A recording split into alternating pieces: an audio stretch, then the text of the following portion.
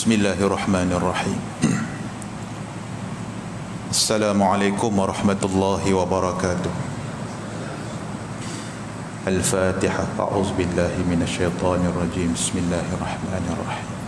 Alhamdulillahirabbil alamin. Arrahmanir rahim. Maliki yaumiddin. Iyyaka na'budu wa iyyaka nasta'in. Ihdinas siratal mustaqim. Siratal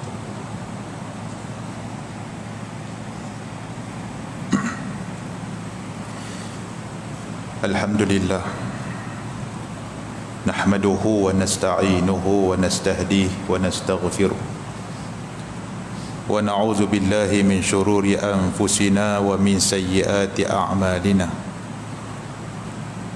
Man yahdihillahu fala mudilla lahu wa man yudlil fala hadiya lahu. Ashhadu an la ilaha illallah wahdahu la syarika lahu wa ashhadu anna sayyidana Muhammadan abduhu wa rasuluh. Allahumma salli wa sallim wa barik ala abdika wa rasulika sayyidina Muhammad wa ala alihi wa sahbihi ajma'in, amma ba'd.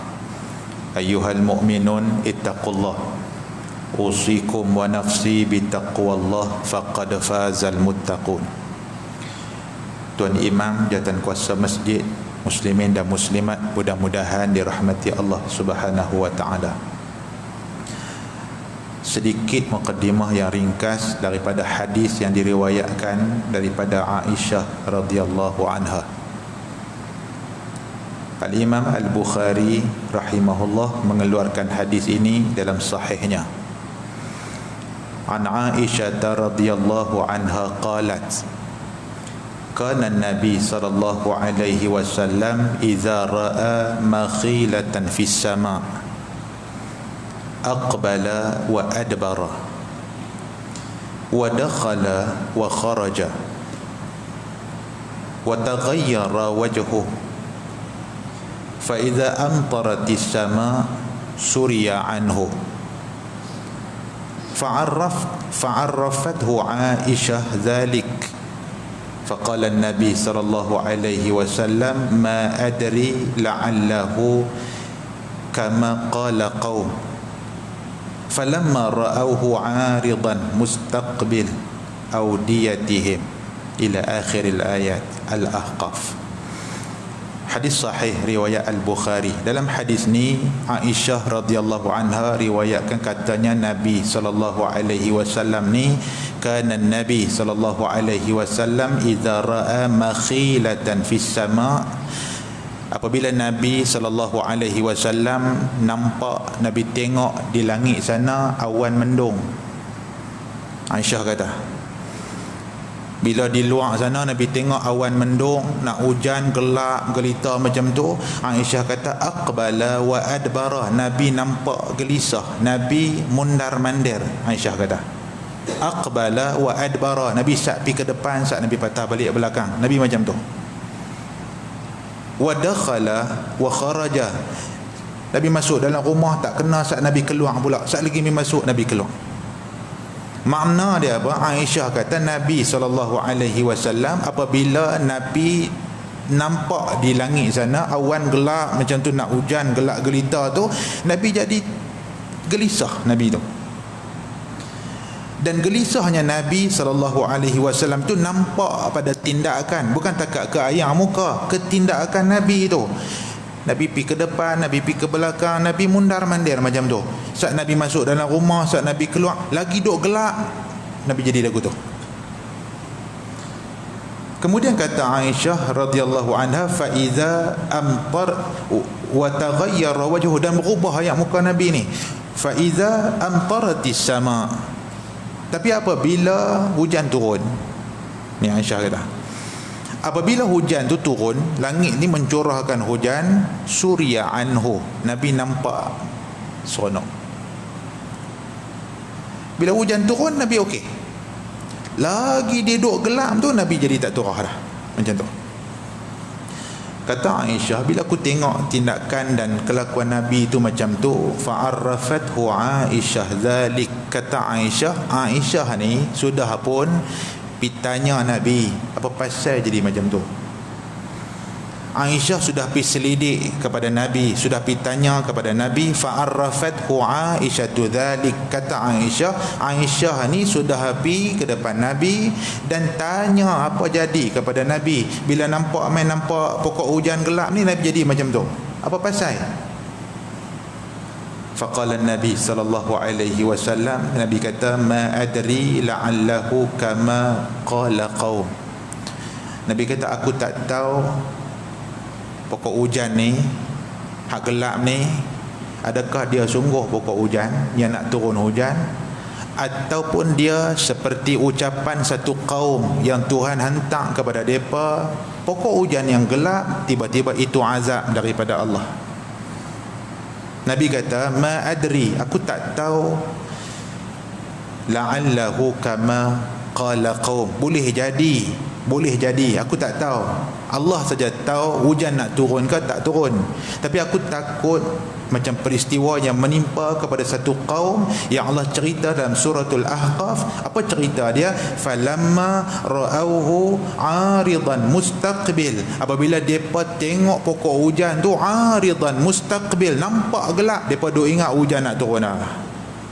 Dah lah kemarau mai pokok hujan macam tu pula, seronok. Tiba-tiba itu kata Nabi SAW dalam suratul Ahqaf ayat 24, rupa-rupanya itu azab daripada Allah. Muslimin dan muslimat dirahmati Allah, kebetulanlah hujan di luar sana. Bukan nak cerita hujan tu sangat, nak cerita ini dia ulama sebut, Nabi SAW bila Nabi tengok apa jadi di luar, perubahan cuaca, fenomena, hatta hak kita duk hadapi hari ni, wabak penyakit, dia tak mau nak surut, saat dia reda, saat dia mai balik, saat dia macam okey, 2 angka, 1 angka, lepas tu dia naik 3 angka, tak pasal-pasal dah nak jadi 100 kes, dia mai. Tuan-tuan, Nabi SAW bukan wabak COVID-19, bukan taun, pokok hujan je pun.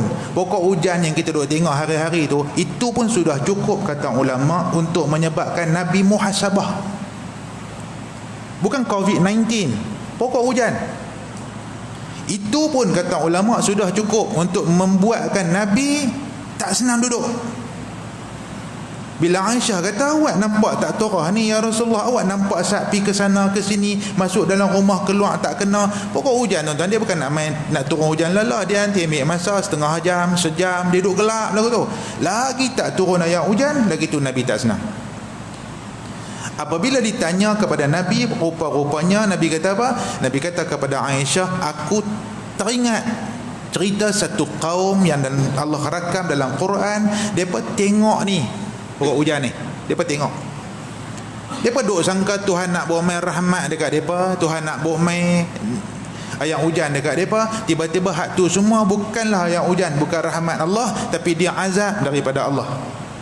Maka kata ulama, nombor 1 daripada hadis ini nak bagi tahu kepada kita, Nabi dengan perubahan alam, dengan apa duk jadi di keliling kelalang ni, Nabi ambil itu point untuk muhasabah diri. 1, takut-takut Tuhan uji kita, Tuhan buat mai ujian, bala, azab ni kerana apa?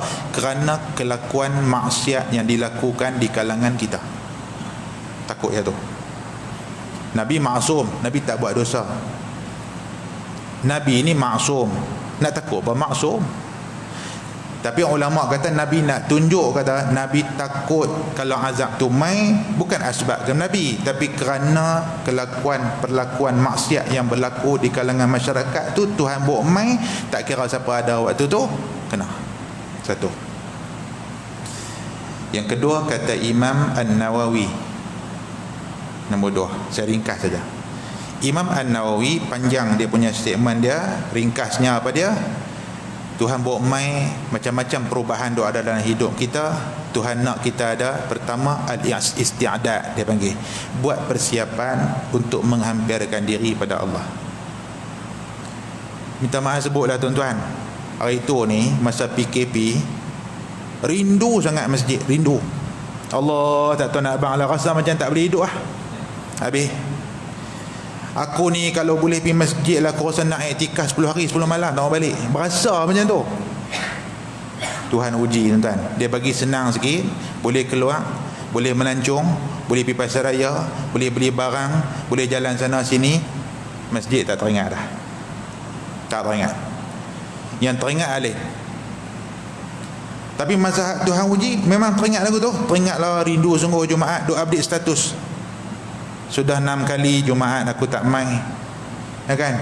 Duk nampak Masjid An-Najah, duk tengok bumbung je kat luar. Jadilah boleh babai bumbung pun tak apa dah. Tuan-tuan, manusia macam itulah. Waktu tak ada apa semua ni, dia mau, dia teringin. Dah Tuhan bagi kelapangan macam ni, dia buat mai lapang tu bukan takat lapang untuk buat ibadat. Dia mai sekali dengan hak dunia ni. Dia mai sekali dengan hak dunia ni. Dia lapang sekali dengan hak boleh pergi melancong, boleh pergi berjalan, boleh bermakan angin. Tuan-tuan, masjid, semayang apa semua ni, kuliah apa nombor 2. Pasal apa?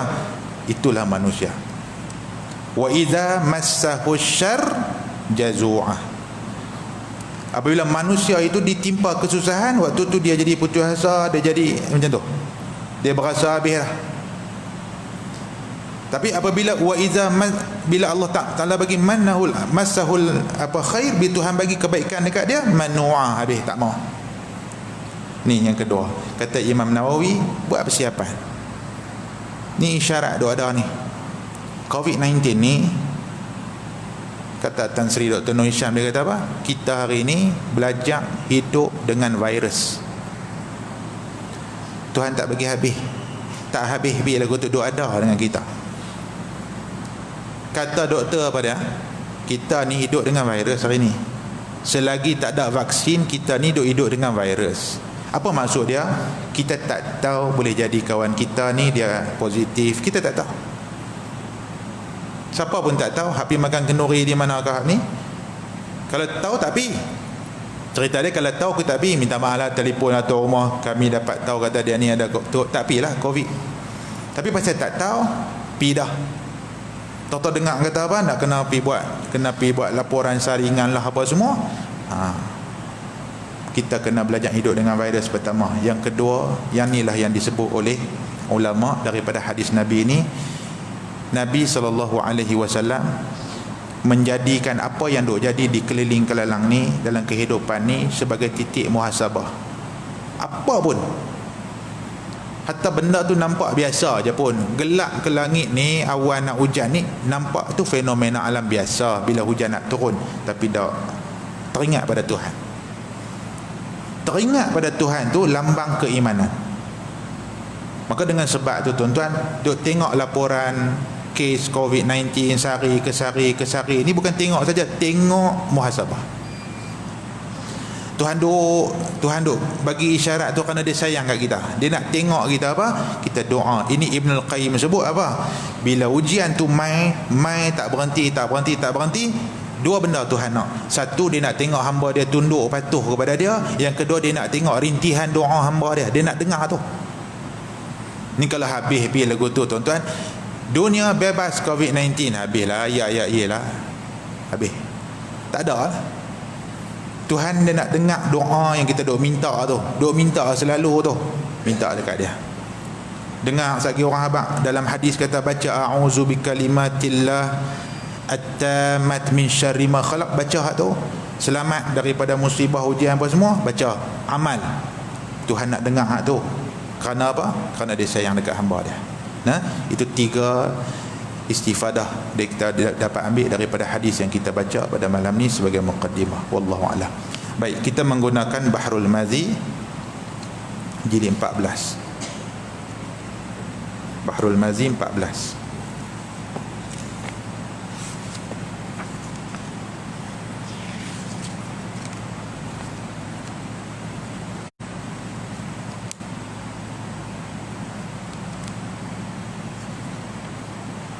Baik, kitab Jawi saya ni pada muka surat 59. Muka surat 59. Iaitu bab majaa fi man qatala nafsahu bisummin aw ghairi.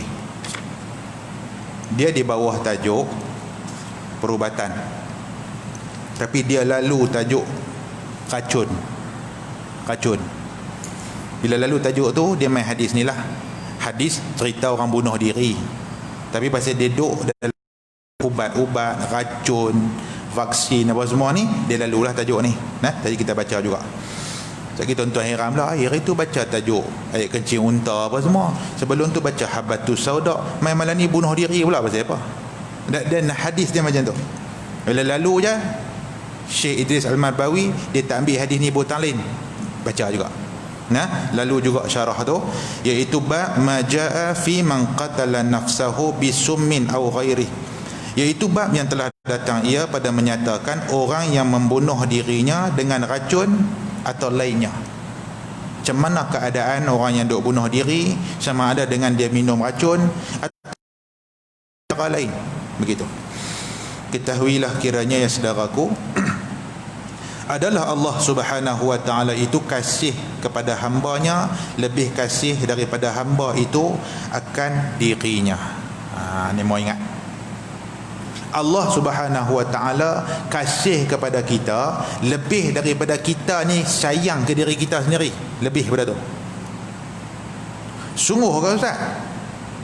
Tuan-tuan, intih tu 2 minit pun minta ampun, taubat apa semua, azam tak mau buat dah apa semua, mati.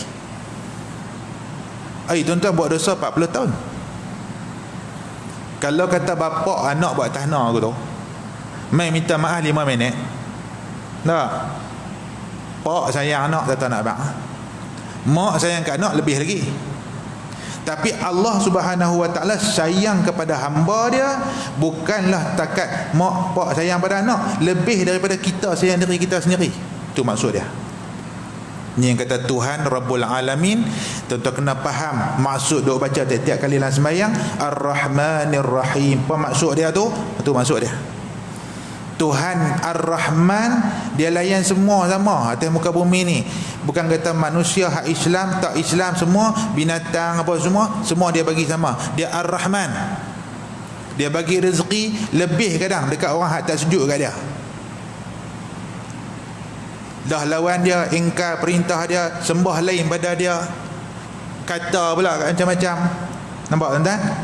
Hina lagu tu lagu ni, dia bagi rezeki makan hang kenyang-kenyang. Duduk rumah hang sak. Tuhan Ar-Rahman.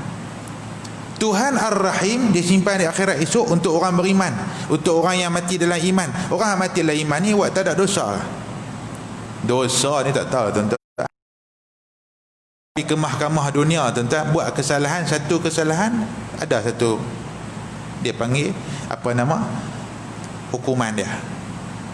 Hang dituduh dengan 7 tuduhan rasuah contohnya. Tak, 4 tak, tapi 3 aja. Bolehkah hakim kata oleh kerana 4 tu tak, 3 saja? Itu maksud Tuhan kasih kepada hamba lebih daripada kita kasih pada diri sendiri. Kerana seorang manusia itu apabila telah marah ia akan dirinya, itu dia. Bila dia dah kecewa, dia dah marah, dia stres, dia tertekan, maulah dia membinasakannya dengan membuang nyawa dia. Itu manusia. Dia punya sayang kat diri dia ni, punya protect diri dia ni tuan-tuan. Kan macam insurans ni, macam-macam insurans ambil, punya dok protect diri ni. Aku sat lagi kalau accident apa semua admit hospital ada tak medical card. Punya protect diri ni. Sayang ke diri sendiri ni tuan-tuan. Nak masuk admit berapa sehari, 150 ke 200 ringgit ke. Nah ni geng-geng apa nama takaful ni tahu. Pasal apa? Pasal kita sayang ke diri kita. Baik. Allah Subhanahu wa taala nak beritahu dalam hadis yang kita nak baca ni, Tuhan sayang kat kita lebih daripada tu. Kerana manusia sayang macam mana pun kat diri dia, bila dia stres, dia marah, dia tertekan, dia fed up dengan hidup dia, dia bunuh diri dia. Maka dengan kesian belah Allah akan hambanya itu supaya tidak melampaui had membinasakan diri, maka diletakkan Allah Subhanahu wa taala hukum-hukumnya ke atas hambanya sebagai yang tersebut di dalam hadis yang dikeluarkan oleh Abu Isa At-Tirmizi dengan katanya. Baik. Kerana Tuhan sayang kepada hamba ni, dia letak undang-undang. Ini hang tak boleh langgar batas ni. Walaupun tu diri hang, nyawa hang, kalau ikut kau suka hang lah hang punya, tak boleh. Tuhan letak hak dia.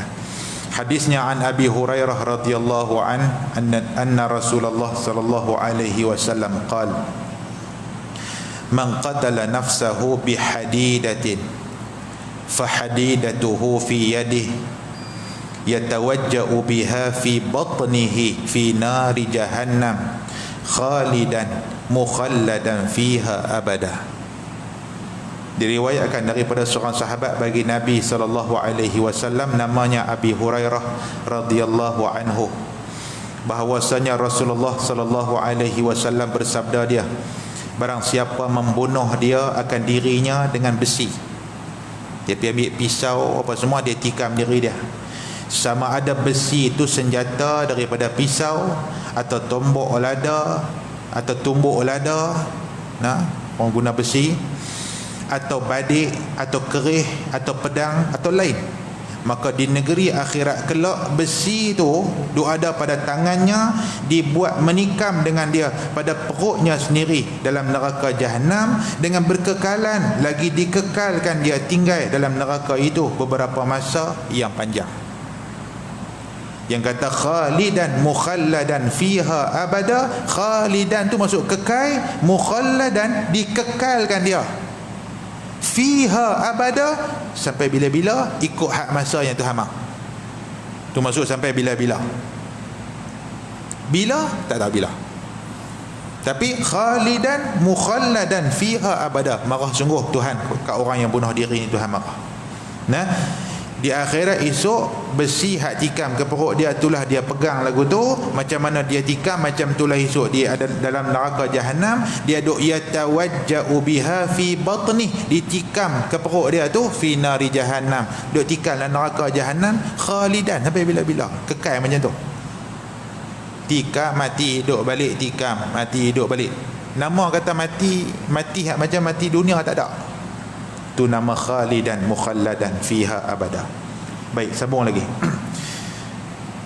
Kerana mengapa tiada sayang akan nyawa dia sendiri, maka dengan sebab tidak sayang akan nyawa sendiri, itulah pula dibalas Allah Ta'ala dengan berganda-ganda siksa dia. Tuhan marah dan Tuhan siksa macam tu. Tuhan tidak zalim, wa mallahu yuridu zulman lil alamin, tapi hang pilih nak mati lagu tu, maka aku siksa sesuai macam tu. Kita tengok keadilan Allah. Mati bunuh diri, Tuhan tak ambil pergi siksa cara lagu lain. Tak. Tuhan nak tunjuk hang nak lagu ni, macam ni siksaan dalam neraka esok, kekal.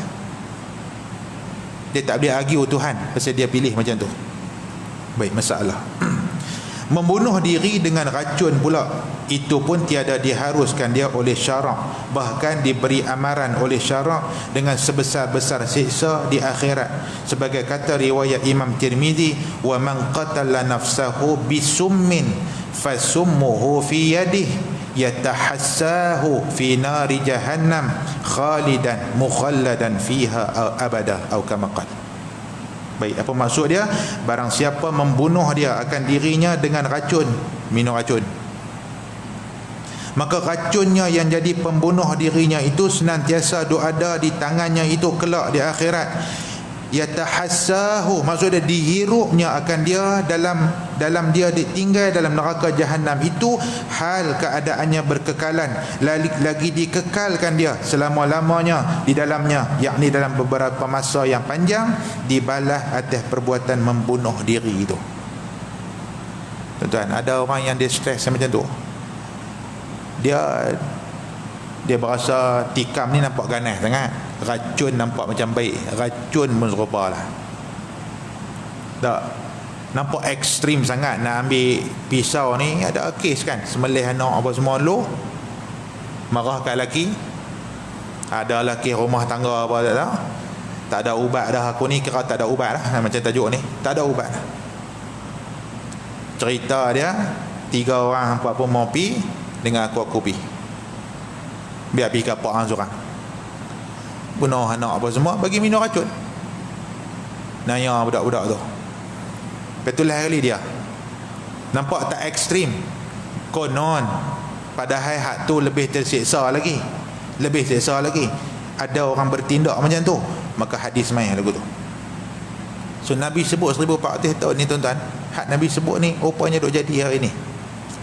Bunuh diri ni kira jadi macam satu penyelesaian masalah. Tu ubat bagi dia, dia rasa ubat. Nah, baik. masalah dia kata membunuh diri, saya laju dengan menerjunkan diri dari atas gunung. Lah gunung tak ada anak atas rumah flat ni, tingkat 23 ke 30 terjun.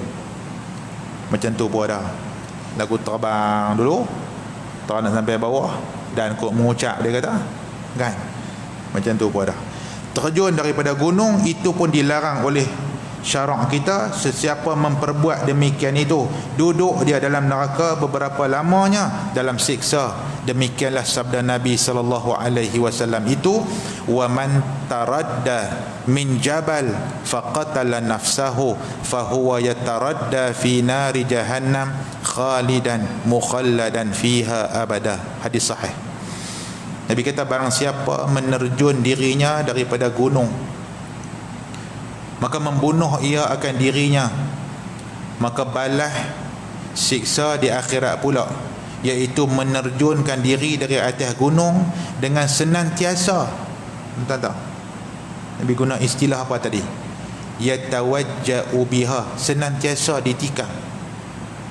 Minum racun, yatahassahu, senantiasa duk minum racun. Orang mengaji syarat tahu. Jenis terjun bangunan, terjun gunung, taradda, yataradda, sentiasa duk naik, terjun, mati, hidup balik, naik, macam tu.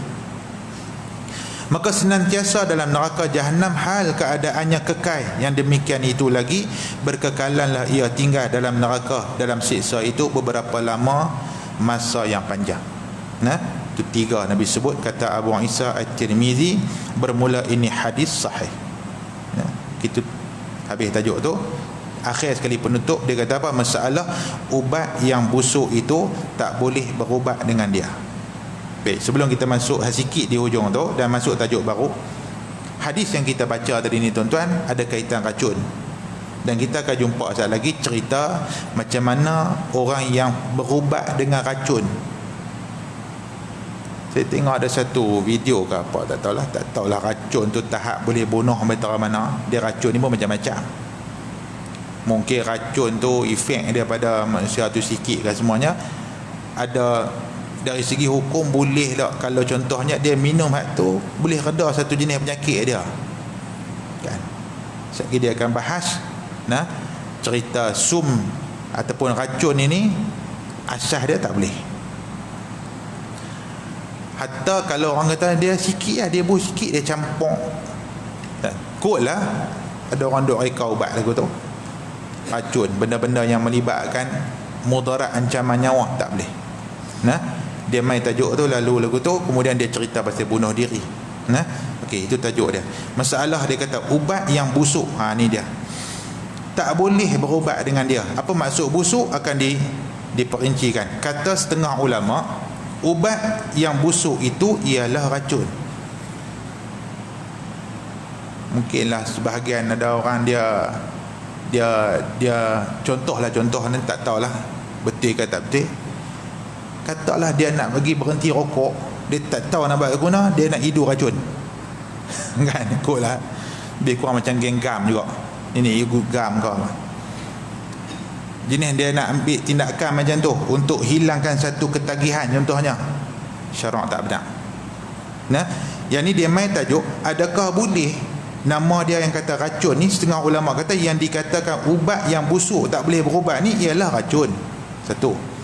Dan kata setengah ulama yang dikatakan ubat busuk tu ialah sekalian benda yang najis seperti arak dan taik binatang dan burung. Maksudnya dan taik burung. Maksud dia, kalau ada orang kata ada sejenis ubat ni boleh buat daripada taik binatang, tak boleh, najis. Itu berbeza dengan tajuk yang kita baca pada bulan lepas, cerita fi syurbi abwabil ibil, tu cerita lain. Cerita minum air kecil unta tu lain. Itu pun kita dah buat satu kesimpulan berdasarkan dengan pandangan-pandangan ulama semasa dan fatwa-fatwa semasa. Kita tidak galakkan selagi mana pakar-pakar perubatan kita yang ada pada hari ini itu tak galak benda tu. Kenapa? Kerana fas'alu ahla zikri, Quran kata, tanya orang yang reti dalam bidang tu. Hak reti dalam bidang tu doktor lah. Kita tak tahu kandungan yang ada apa semua tu, hatta apa yang boleh disebabkan oleh kencing unta tu. Tu kita dah bahas dah tu. Habis dah selesai tu. Tindakan Rasulullah itu menunjukkan keharusan. Beza keharusan dengan suruh pergi minum. Tindakan Rasulullah itu dengan panduan daripada wahyu, dan Nabi suruh pergi minum itu ada harus ambil itu untuk buat ubat. Tapi hak jenis semasa kena rujuk perubatan, kena sesuai dengan hak dunia hari ni. Pasal apa? Pasal penyakit yang mai hari ni mai pelik-pelik. Hak tak ada zaman dulu. Hak ni yang disebut dalam hadis umat akhir zaman akan kena penyakit yang tak ada pada umat dulu, tak ada. Meskov tak ada.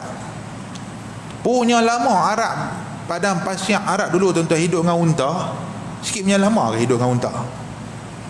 Unta ni serupa sebahagian hidup mereka dah. Tak tahu main Meskovi ni semua ni apa cerita. Bukan takat tu, selsema tu boleh membunuh manusia pula dah. Makna dia di sana ada, dia panggil apa?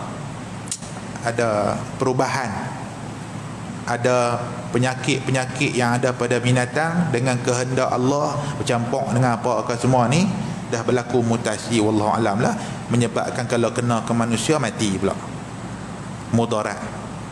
Macam COVID-19, tak tahu main pada apa, tak tahu. Ada kata kelawak lah, ada kata lagu tu, cerita dia tak tahu. Ada kata yang ni buatan manusia, ada campur tangan manusia. Pasal apa? Pasal dia macam-macam cerita dia. Selagi nama dia, benda ni semua duduk di bawah kehendak Allah. Inilah yang dinamakan penyakit umat akhir zaman ni. Baik.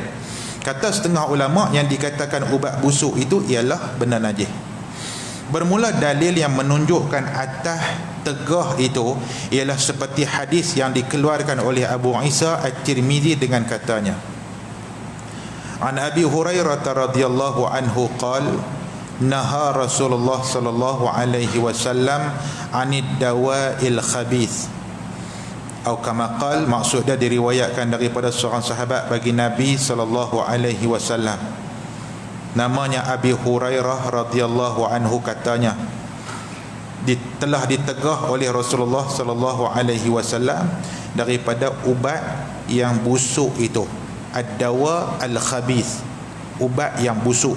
Ulama bagi dua pandangan, sebahagian kata racun, sebahagian kata najis, termasuklah arak sekali semua. Begitu. Baik. Masuk sikit bab majaa fi karahiyati tadawi bil muskir, iaitu bab yang telah datang ia pada menyatakan tegah berubat dengan benda yang mabuk. Di dalam umum hadis ada tegahan berubat dengan benda yang memabukkan. Ketahuilah kiranya saudaraku, berubat dengan minum benda yang mabuk itu khilaf ulama padanya, sebagai kata Imam Nawawi dalam Syarhil Muhazzab, adapun bermula arak dan nabis dan lain daripada keduanya daripada benda yang mabuk, maka adakah harus meminumnya kerana buat ubat atau kerana menghilangkan dahaga? Maka iaitu padanya 4 wajah yang masyhur. Ini perbahasan dia panjang tuan-tuan, kita baca sikit saja. Ulama ada pandangan berkaitan menggunakan muskir, benda yang boleh memabukkan ni. Tapi hadis kata apa? Wa kull muskirin khamr wa kullu khamrin haram. Setiap benda mabuk itu khamar, setiap khamar itu haram. Baik. Apa maksud yang kata menggunakan arak dan nabis apa semua ni? Baik, bermula yang sahih di sisi jumhur al-ashab, tiada harus pada keduanya, itu sepakat. Dan yang keduanya, ada pandangan yang kedua kata harus, dan yang ketiganya harus minum kerana buat ubat saja. Yang keempat, tiada harus minum kerana menghilangkan dahaga, dan keempatnya harus minum kerana menghilangkan dahaga, dan tiada harus buat ubat. Ni umum saja, kita kena baca sikit baru kita faham. Kata Ar-Rafi'i, bermula yang sahih di sisi jumhur, tiada harus bagi seorang daripada kedua-duanya. Nak ambil buat minum nabis, perahan anggur yang diperah, katalah boleh buat ubat apa semua contohnya. Pandangan jumhur, di sisi jumhur yang sahih, tidak harus bagi seseorang tu ambil untuk buat ubat ataupun nak minum bagi hilang dahaga. Baik. Dan bermula dalilnya ialah sebagai hadis yang dikeluarkan oleh Abu Isa At-Tirmizi, katanya an Wa'il annahu syahidan Nabi sallallahu alaihi wasallam wa sa'alahu Suwaid bin Tariq anil khamri fanahahu anhu. Diriwayatkan daripada seorang sahabat bagi Nabi sallallahu alaihi wasallam, namanya Wa'il bin Hujril Ja'f radhiyallahu anhu, bahawasanya telah melihat dia akan Nabi sallallahu alaihi wasallam, padahal bertanya padanya seorang sahabat yang bernama Suwaid bin Tariq atau Tariq ibnu Suwaid. Ada khilaf di situ. Daripada Arab mai satu orang nama Suwaid bin Tariq ni, atau satu pandangan kata Tariq bin Suwaid ni, dia tanya Nabi tentang anil khamri, nak ambil arak buat ubat. Maka bila ditanya kepada Nabi SAW, adakah harus diperbuat akan dia? Apakala didengar oleh Nabi SAW akan tanyanya itu, lalu ditegahnya, fanahahu anhu, Nabi tegah daripadanya. Kemudian Nabi kata apa? Faqala inna natadawa biha, inna natadawa biha. Faqala Rasulullah SAW, innaha laysat bidawa'in walakinnaha da'un. Maksud dia, maka kata Suwaid bin Tariq itu, ya Rasulullah, sesungguhnya kami ni memperbuat arak tu bukannya kerana minum sebagai adat orang-orang minumnya, bahkan kami perbuat itu kerana minum buat ubat sahaja dengan dia. Bila didengar oleh Nabi SAW akan kata Suwaid bin Tariq yang demikian itu, lalu bersabda Rasulullah SAW bahawasanya Tariq itu bukannya ubat, bukan Tariq tuan-tuan, bahawasanya khamar atau arak itu bukannya ubat, dan tetapi ia penyakit pula. Saya nak kait sikit ni hadis ni dengan situasi kita hari ni. Hak kita ambil ubat tanpa panduan pakar. Sama, tindakan tu sama. Mai Suwaid bin Tariq ni depan Nabi, dia kata apa? Dia kata inna natadawa biha, kami ambil arak ni canca dua, bukan minum mabuk. Aku tak mabuk pun. Betul lah, kalau orang buat kajian pun minum banyak ni tak sampai tahap tak hilangkan pun. Minum sikit habang ubat, contoh kata Suwaid bin Tariq ni, fanahahu, Nabi tak bagi. Nabi kata apa? Innaha, tindakan hang ambil arak tu untuk berubat tadi, hang kata ubat, laisat bidawain, itu bukan ubat, walakinnaha da'un, tapi dia jadi penyakit. So ulama-ulama bagi panduan dekat kita. Pertama, nak bertindak apa pun dalam hal perubatan, tanya orang tahu. Siapa orang tahu? Ahli perubatan. Kita tak boleh reka. Saya dah sebut dah hari tu kan, betul delima itu bagus, kurma itu bagus, madu lebah itu ada hadis dia, habatus sauda itu ada khasiat dia, disebutlah hadis. Tapi siapa yang nak tentukan kalau yang ni campur dengan hak ni boleh, yang ni dengan hak ni jadi penyakit? Bukan kita, bukan Ustaz Fizal, bukan, tak ngaji bidang tu pun. Takat kita boleh habaq, Ustaz ada tak hadis tentang ni? Ada hadis tentang ni, tapi pi campur ada 16 ramuan dalam tu. Siapa yang nak sahkan benda tu 16 tu boleh tu? Ni dia. Tindakan Suwaid tadi ni cerita pasal arak ni, mungkin dalam adat masyarakat dia ambil minum tak hilangkan pun, tak mabuk pun, baik pula penyakit tu. Jadi agak-agak tuan-tuan, sangka-sangka boleh buat ubat. Dalam Islam dia tak ada hak tu. Walaupun kaitan hadis ni berkaitan arak itu adalah najis dan dia adalah haram, tapi samalah lebih kurang macam tindakan kita. Tuan-tuan nak ambil ubat, nak ambil apa-apa produk kesihatan, tuan-tuan, syarak suruh kita sebagai orang yang beriman ni tuan-tuan, pertama fasalu ahla zikri in kuntum la ta'lamun, cari orang yang reti bidang tu kalau kita tak reti. Satu. Yang kedua, panduan syarak ni la darar wala tirar. Kita tak boleh suka-suka buat masuk benda dalam badan kita yang kita tak tahu benda tu mudarat ke tak mudarat. Tak boleh, walaupun badan tu badan kita. Kan di awal hadis sebut apa tadi? Allah lebih sayang kepada kita, lebih pada kita sayang ke tubuh kita. Jadi tak boleh kita memudaratkan diri kita ataupun kita menimbulkan mudarat kat orang, tak boleh. La darar wala dirar, tak boleh. Tu. Nah, pertama tanya ahli dia, yang kedua jangan sampai tindakan kita ambil produk-produk kesihatan yang kita tak tahu tahap macam mana, kita makan dia tak jadi ubat tapi dia jadi penyakit. Bagus tuan-tuan, hari ni tuan-tuan ramai orang dia bila kolesterol tinggi dia susah hati, dia nak cari benda yang boleh reduce dia punya kolesterol untuk buang, untuk rendahkan toksik dia, untuk apa lagi, asid uric acid dia, tak mau gout apa semua, bagus. Tapi kita orang beriman kena selidik benda ni, tak boleh suka hati.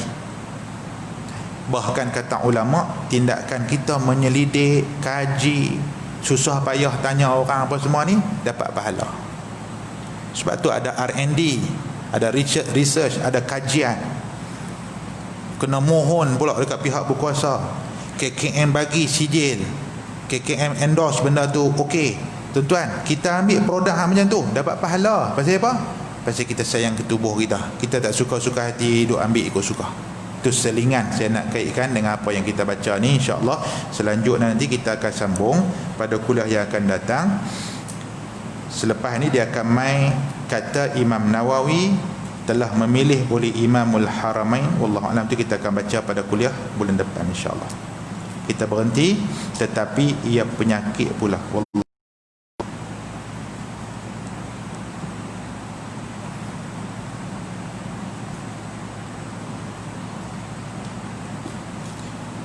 Yang baik itu daripada Allah, salah silap kasak bahasa saya minta ampun daripada Allah, saya minta maaf daripada tuan-tuan. Allahumma salli ala sayyidina Muhammadin fil awwalin wal akhirin wa sallim radhiyallahu tabaraka wa ta'ala an sadatina wa ashabi sayyidina rasulillahi ajma'in. Radina billahi rabba wa bil islami dina wa bi Muhammadin nabiyyan wa rasulah. Allahumma ja'al jam'ana hadza jam'an marhuma wa tafarruqana min ba'dihi tafarruqan ma'suma. Allahumma anfa'na bima 'allamtana wa zidna 'ilma. Wa sallallahu ala sayyidina Muhammadin wa ala alihi wa sahbihi ajma'in walhamdulillahi rabbil alamin. Tangguh dengan tasbih kafarah.